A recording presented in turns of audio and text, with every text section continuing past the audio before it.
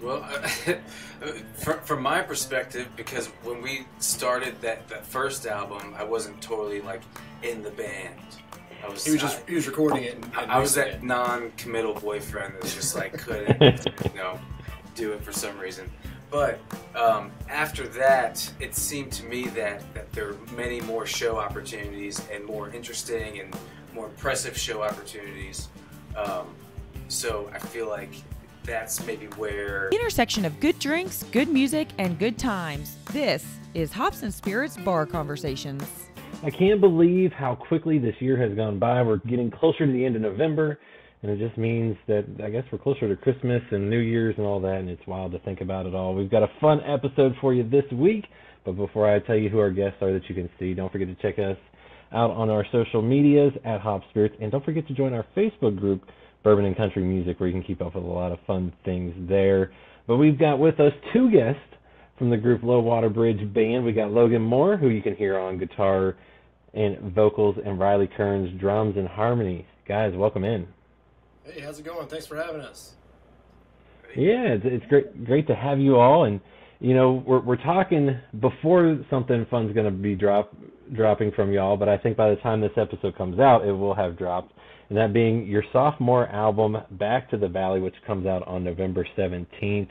How excited are you all for that? I can't even describe how excited I am for it.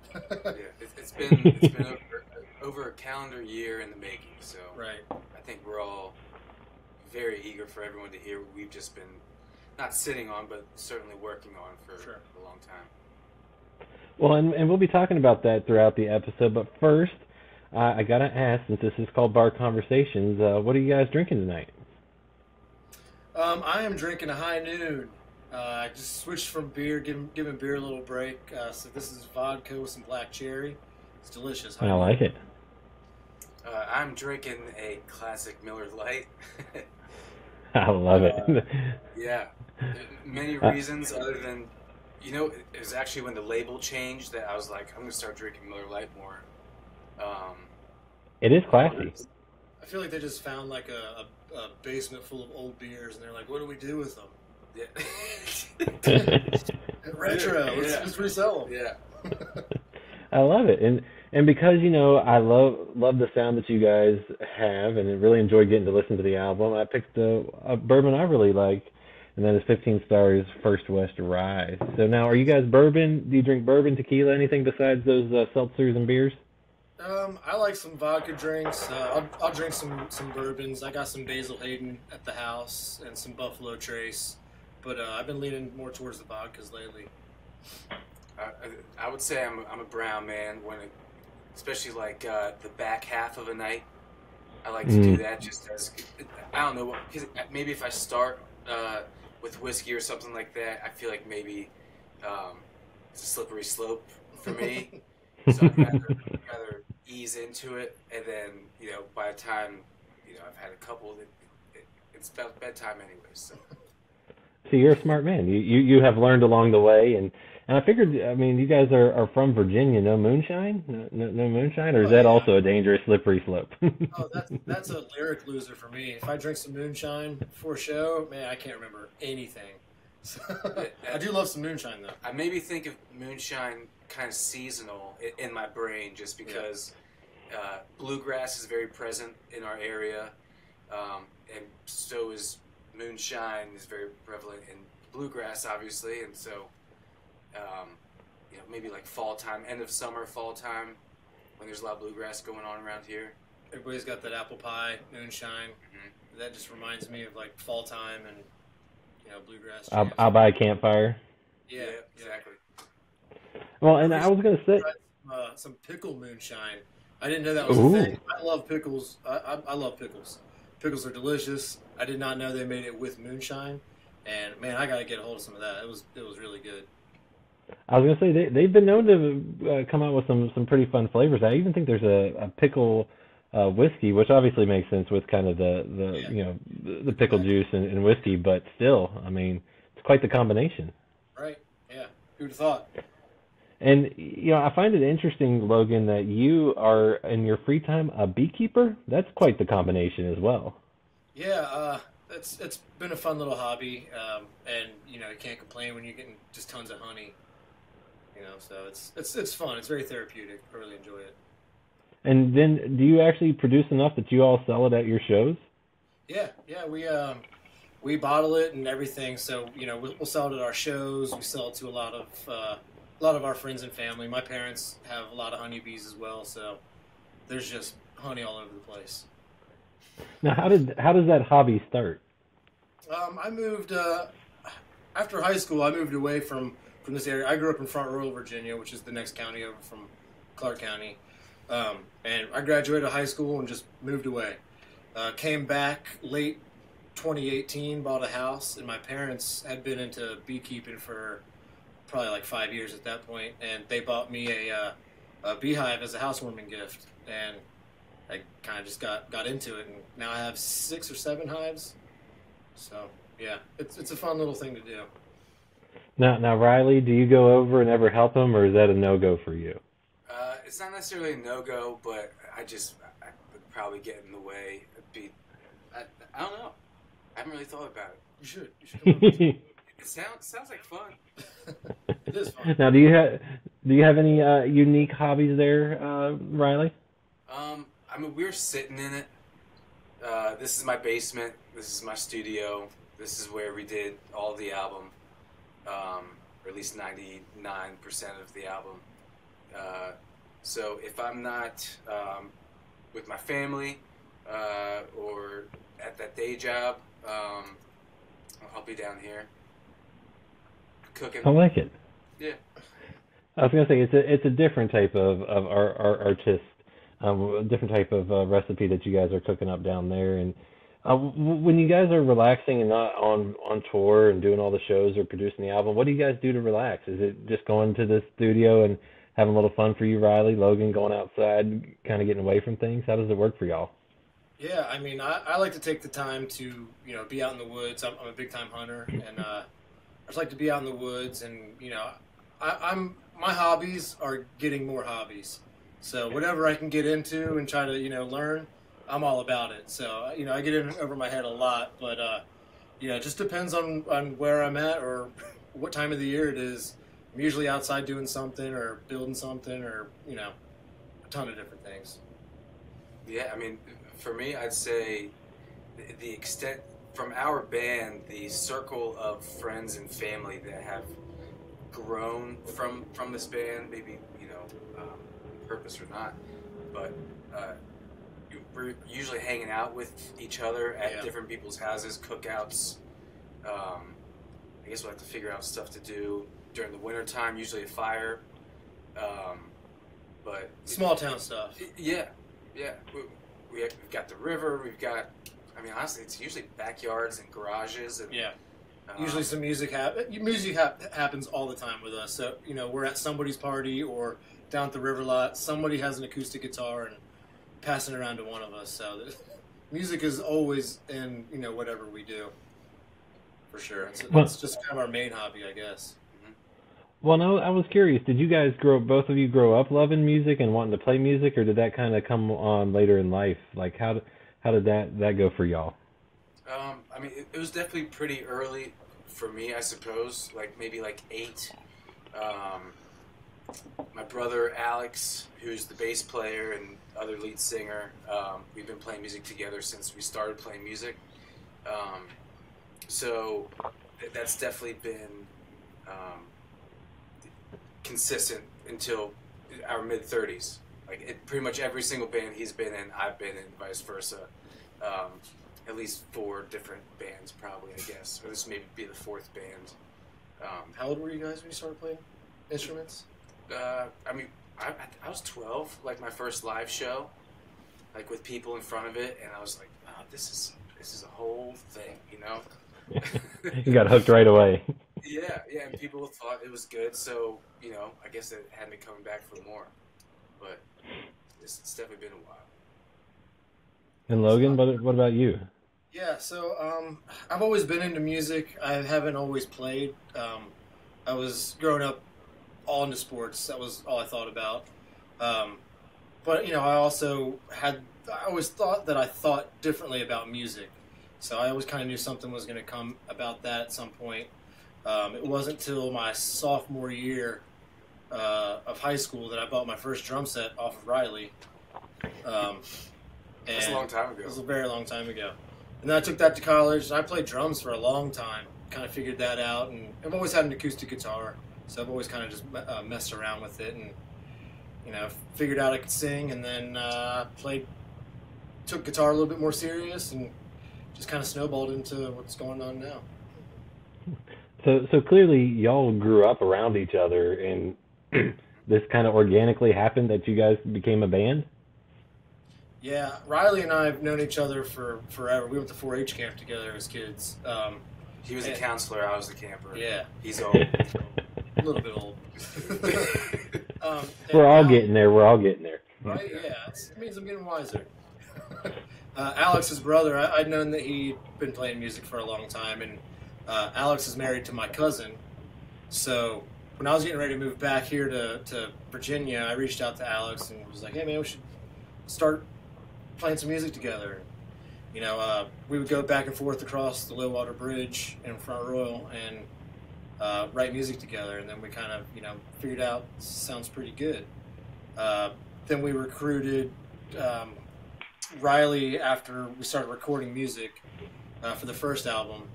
And then James, our guitar player, I met him randomly in Tennessee years back when we were turkey hunting out there. And knew he played guitar and lived in the area, so we just, brought him in and, had some members come in and out, and I think we got a good little crew now. Justin, our pedal steel player, he kind of just fell into our laps and gave us a really cool sound that we didn't know we could have. And Rudy, our keys, fiddle, trumpet, whatever you throw at him player, he kind of just came in as of lately and has really kind of helped to shape our sound too. So I feel like with all this stuff, it's kind of really just flowed real well, and our sound is kind of just coming out naturally from us. So I was gonna say it's pretty cool that y'all were from kind of the same area, grew up around each other, or got to know each other. Like you said, it is a small town, and it's kind of neat to see that, because I'm guessing you all then had very interesting taste of music, bluegrass, country, some heavy metal in there too. I mean, what all did you guys grow up listening to? I mean, a little bit of all of it, from what I can tell. I know me and Alex grew up, especially from a young age, the oldies, Beatles, Beach Boys, very heavy on those two. And then got older and got into like the 90s kind of like 311 Incubus, Sublime kind of thing. And then kind of did that rock reggae thing, Alex and I, in different bands. So that's kind of where we came from. Then Alex definitely got a lot more country and folky over the past 5 years or so, well before me. But yeah, so I mean that's definitely the flavor that we bring. I think drums and bass combo, kind of with more of like a groove centric sensibility, I suppose, as opposed to just like playing the song. It's just like, all right, let's play this song, but let's give it a good groove, so that even maybe a slower song can make you tap your foot, if that makes any sense. Yeah, it does. Yeah. And Logan, what did you grow up on? I grew up listening to bluegrass in the background from my grandparents, and then like alternative rock, a lot of like Third Eye Blind, some 311. You guys introduced me to 311. And it kind of progressed into heavier stuff as I was getting older. By the time I got to college, I was just really into just the heaviest metal you could get into, and that's kind of where I played, drums in a metal band. And then, I don't know, I heard the Steel Drivers for the first time probably in like 2008, or no, 2008 maybe a little bit earlier than that, and I was like, dude, this is really good music. This is like the acoustic version of metal, it's like, it's very intricate and very, very interesting. And then, obviously Stapleton's voice hooked me in. And so I kind of started going a little bit towards like the country folksy type stuff, bluegrassy type stuff, and it just kind of evolved from there into what it is now. I mean, it ends up being probably cool for you guys to then share that through kind of the bluegrass sound, because like you said there, Riley, you have a little bit of maybe groove to it that no matter what, at any point, while you might be sitting down on this one a little bit, you're still tapping your toes, and then maybe some other ones you're really up and moving. Right. And for y'all, when did you guys decide that, obviously you're playing together, doing some things. When did you decide, like, hey, let's see if this actually works and kind of put some stuff out there? How did that come about? Honestly, Alex and I were just writing a lot of music together, and we had a bunch of songs that we were just playing out live. We were just doing a bunch of duo stuff, acoustic duo songs, and we were just getting a lot of reactions from our original tunes, and people were like, man, I'd love to hear this on, a CD or Spotify, whatever. And we're like, okay, well, we can do that. Let's do it. And, just kind of the support from our community was really kind of what gave us the confidence to want to go record it. And, knowing that other people liked it and wanted to hear it more was like, all right, well, let's see what happens. So we released that first album, and it went very well. People really seemed to like it, so it's kind of motivated us to keep going. Well, and then to, kind of build off of that, obviously, putting out an album and all that is great, and you can do that. But then to kind of go and do that second one and kind of keep building, was that a difficult thing for you guys to kind of keep on that track, to kind of build and do more touring and shows and things like that? Or how did that come to be, and how were you guys able to kind of keep that trajectory? Well, from my perspective, because when we started that first album, I wasn't totally like in the band. He was recording it. I was that non-committal boyfriend that just like couldn't, do it for some reason. But after that, it seemed to me that there were many more show opportunities and more interesting and more impressive show opportunities. So I feel like that's maybe where that new energy came from, as far as, there was now live drums with them at all times. They didn't always have live drums with them all the time. So the bass would be kind of carrying, I guess, the rhythm section. And the mandolin, yeah. We had a mandolin at that point. Yeah, so I imagine maybe the experience was different for the rest of the guys, but for me, I was just like, I'm here to do a job and turn these songs into, I don't know, tangible, easily digestible material. Yeah.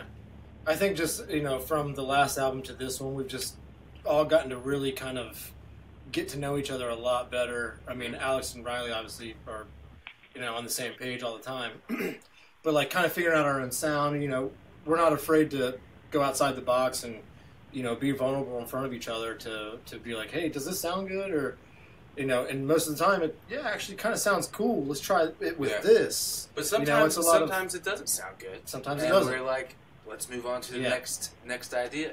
Yeah, it's. I think our sound has changed just due to us all being on the same page, and the only way to do that is to play a ton of shows and play the same songs and practice a lot and do all that stuff out, try new things live. Yeah. Well, and when you're able to do that, I'm guessing, like you said, good things come about, and you. When this all got started, did it start with a late night jam session around a fire? And also, where does your name come from? Because I was curious about that. Yeah. So when I moved back up here, there was this festival up this way called Watermelon Pickers Festival. A blast of a festival. It was so much fun. I just moved up to this area, and they had a huge fire pit where a lot of pickers would play, and I had met a guy the night before. We were playing shows, across from each other, and chatted for a while. Told him I just moved to the area and moved back from Charlotte back to Virginia, and we were at the fire pit, and he was like, "I know this guy's got a good jam. Let's play it." And so, on the spot, I guess all that pressure. I played Midnight in Virginia, and everybody hopped in. I mean, there's probably like 15, 20 musicians kind of just having a blast with it. So from then, a lot of our friends were, starting to jam with us, and we kind of formed a band out of all that. It was kind of like our first showing, I guess. But the name came from Morgan's Ford Bridge, it goes across the Shenandoah River from Shenandoah Farms in Front Royal, Virginia, over to White Post in Clark County, which is where Alex lived. So we would go back and forth across the bridge and write music and all that. And our good buddy Matt Bass was like, "Well, you guys are the Low Water Bridge Band," and we were just like, "Yeah, actually, this sounds pretty cool." So we stuck with it. Were there any other names before it stuck? Because I'm always curious about that. I mean, there was a couple variations of this band-ish. There was a 3-piece that me, Alex, and our friend Sandra Lyerly Carr, who helped me write Midnight Virginia. We were in a band called Canoe Capital because living in Front Royal, it's the canoe capital of Virginia. So we kind of started that, and then a lot of things changed. We decided to change our name, and it's really kind of just stuck since then. So pretty much from the beginning. Well, and like you said, it makes perfect sense from where y'all are from, and we talked about it at the beginning of the show. You got that new album coming. By the time this drops, the album will have dropped. How did you guys come up with the title Back to the Valley? Is that just an ode to where y'all are from? Well, for pretty much the entire creation of the album, we actually had a completely different album title in mind. And it wasn't until like the later stages that we kind of had that aha moment, as they say, and we were like, what if we change the track listing, change the name, just kind change of singles. Just flip this thing over on its head real quick. And I was just kind of like going through different lyrics on the album, and I thought of a lyric from the song 600 Reasons, where it's like, get me back to the valley, I know.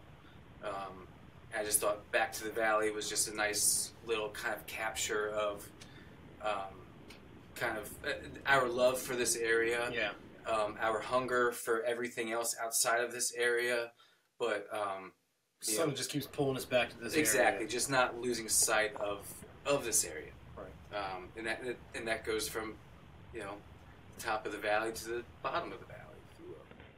Well, and it sounds like you all then kind of pivoted there with a little bit of everything. Was that, I guess at that point, was that kind of scary? Because like you said, these projects are not, a quick turnaround. There is a lot of time and effort that goes into it. Was it kind of terrifying to make those calls? Well, the problem was we were trying to come up with the album artwork, videos for it, and nothing was just working. Nothing was flowing. So it got really frustrating, and we just kind of stepped back and we're like, all right, let's rethink this. Maybe we should just change everything. Nothing's working the way that we're trying to get it to work. Maybe we should just kind of, see what happens. And, what we got now kind of just like, it just, we fell right into place. Yeah, we got the album artwork figured out. We got the back figured out. Yeah. We used a photo that we already had that we hadn't used yet, and it just made more sense. Yeah. Everything just became much easier, and it just felt way more natural for some reason. And the thing about our band is, everything we've done and it's kind of just fallen into place. Like all of our members have just kind of fallen into place, and opportunities we've had just kind of like, it's almost like it was kind of meant for us a little bit. So we kind of just trust in that feeling whenever we have it, because we just know that things, if they're going to work out for this band, they typically do. And, there's no reason in questioning it, just kind of going with it. So it just felt a lot better, and, I still feel better. I definitely still stand by, our decision. I wouldn't say it was scary, but it was definitely different. Yeah. I just had a weird confidence about it, so I felt good but nervous about it. I remember sending the text message, I think, being like, so what if, and then protecting myself from being, something being thrown at me. But yeah, but everybody in the band was like, "That's a great idea. Yeah. Like, we should definitely do that." I think even Alex was like, I think I mentioned this months ago. I was like, you probably did. He planted the seed, but you ran with it, and with the way the album has come out, you released Sirens of the Shenandoah first, Clark County Clay next. Why those two songs to kind of give a tease of the project? Kind of just really I don't know. We feel had a really hard time picking which singles to use off the album. I think for Siren, it was kind of just like we have a lot of songs about, Shenandoah River, Shenandoah Valley, our area where we live, and that one just kind of felt good, and it's about our area, and it just kind of felt like we should put that one out first. And musically, I feel like it kind of touches on a decently wide spectrum of what we do as a band. I feel like that song, actually both songs, you kind of hear a little bit of everything that everyone does. And it helps that they are well-written songs and stuff like that. But I think musically it was just a good... Actually, that was a song that once it really got finished, I was like, I'm not sure... I think we had that originally planned for later on in the album. So... once they got more developed, we realized it's a really strong song. Yeah. And then later led to us choosing it as a single. Well, and it seems to be working out well because, like I said, I got to listen to the album before it dropped, and that's the reason I'm talking to y'all is because I really loved what y'all put out. And for those that only have gotten to hear those first little tidbits, what can they expect on the full album?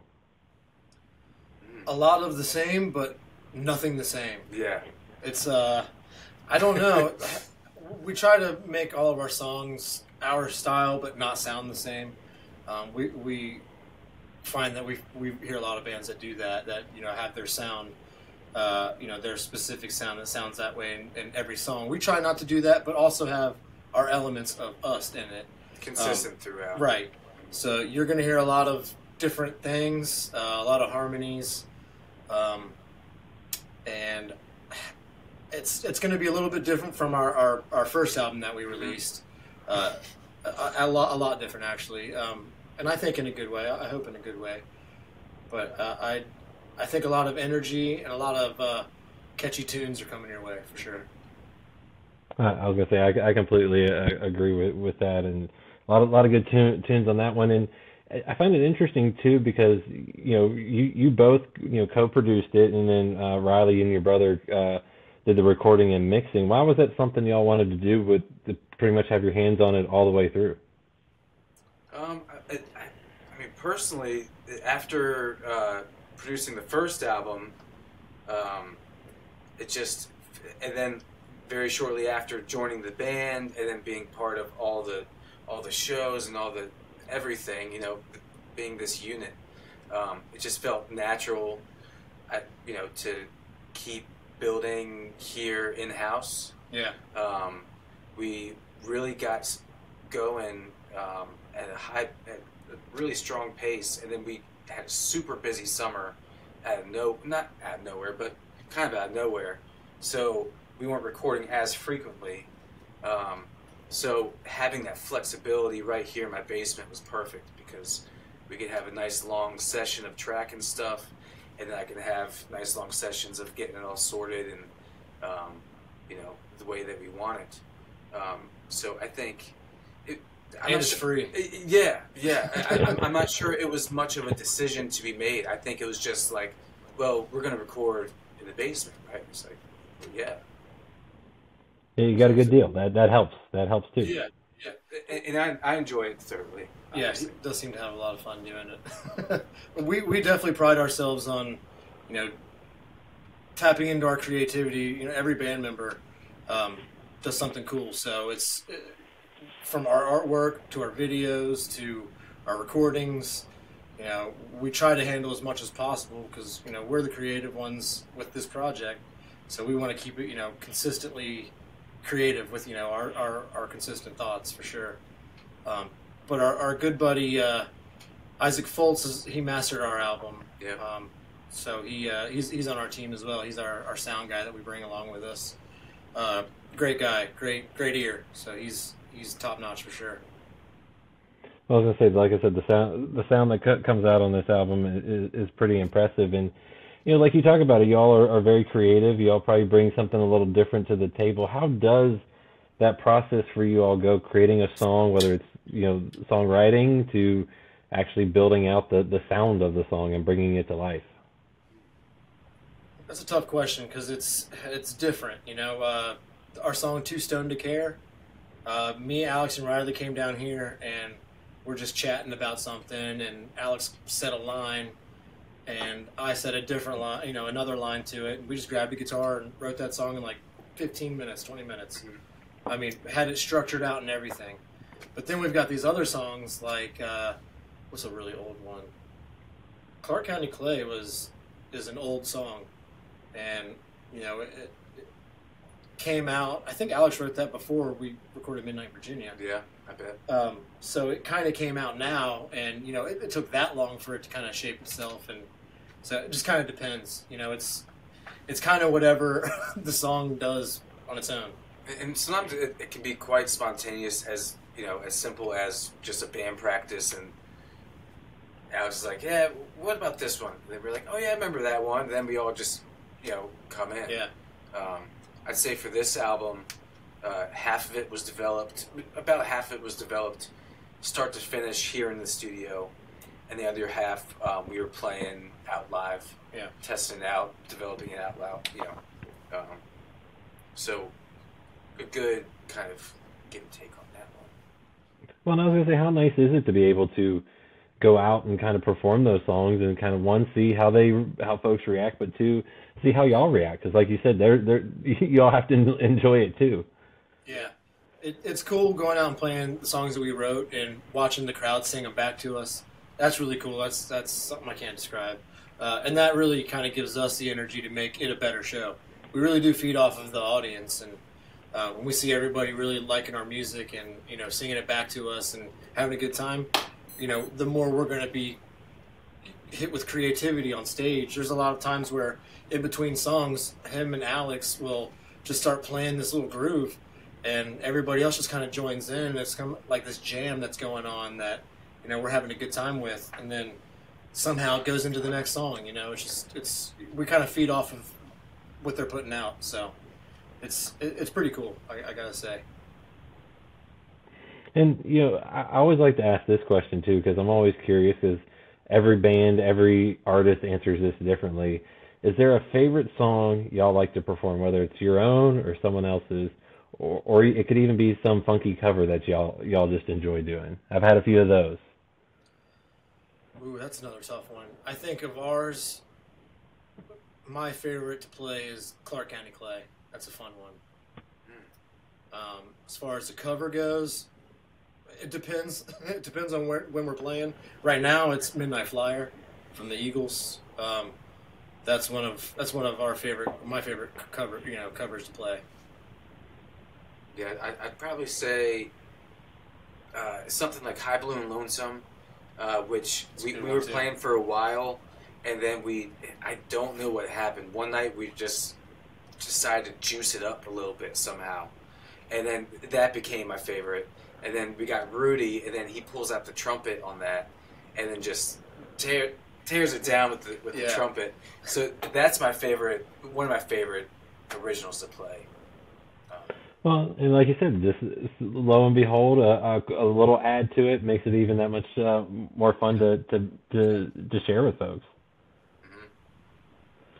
Mm-hmm. And as we too with the show, because we get down with some White House Road, and that's a good crowd getter. That usually gets them up and moving around. It just depends on what time of the show, what time of the year. A lot of different ways.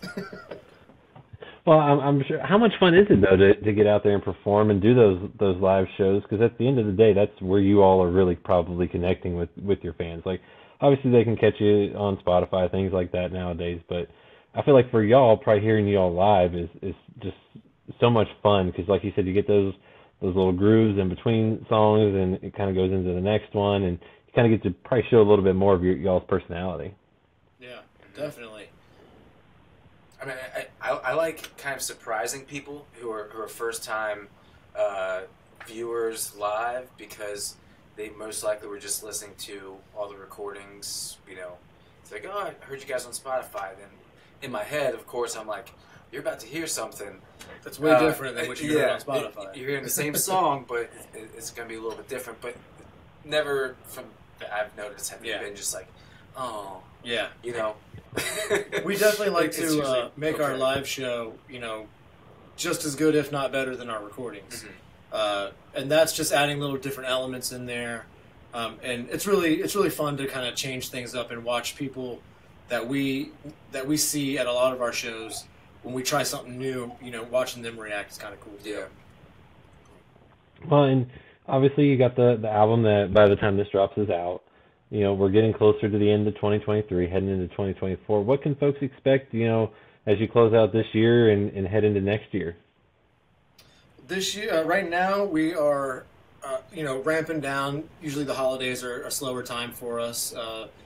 Spending some time with our family, doing, you know, a couple local shows here and there. But 2024, we're looking to be on the road quite a bit. And, yeah, we got some cool stuff lined up for 2024. New music too. New music, yeah. We got some new music coming out in 2024. We got a lot of music that we're ready to put out and record and, you know, all that. This album, I like it.